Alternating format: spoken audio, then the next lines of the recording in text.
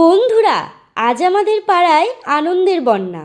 কেন জানেন? কারণ আমাদের সবার প্রিয়, সবার পরিচিত বোকাবং ওরফে আমাদের তাপসদা আর আমাদের পাড়ার মেয়ে সুনন্যা আজ জীবনের নতুন ইনিংস শুরু করছে। ভাবছেন তো ইউটিউবে ডায়লগ গিজগিজ করা তাপসদাকে বিয়ের পিঁড়িতে কেমন লাগছে? চলুন সরাসরি ঘুরে আসি সেই জমকালো আসর থেকে। বোকা বং মানেই তো নতুন কিছু, আর বিয়েতেও তার ব্যতিক্রম হলো না।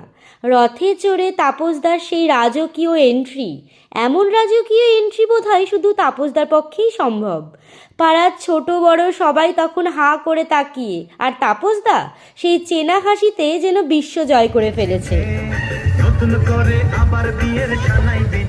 এরপর এলো সেই মাহেন্দ্রক্ষণ, শুভ দৃষ্টি।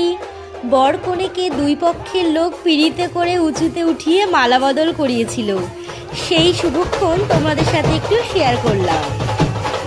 মাঝে মধ্যে ভিড়ের মধ্যে থেকে শোনা যাচ্ছিল তাপসদার বন্ধুদের মুখে তাপসদার ফেমাস ডায়লগ,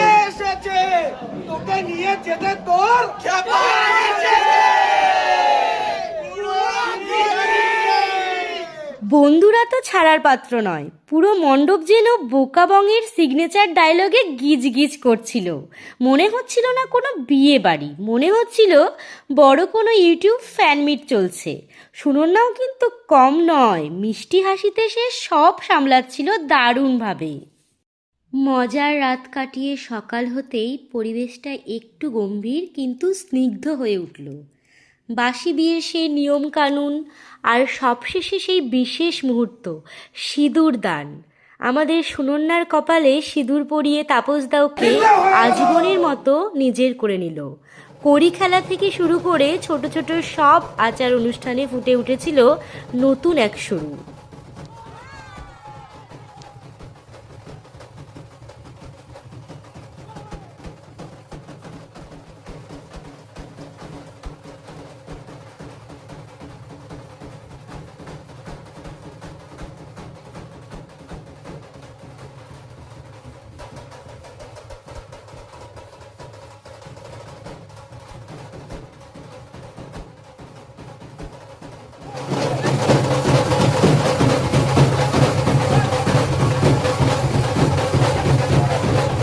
এই ছিল আমাদের বোকাবং ওরফে তাপসদা আর সুনন্যার বিয়ের এক ঝলক।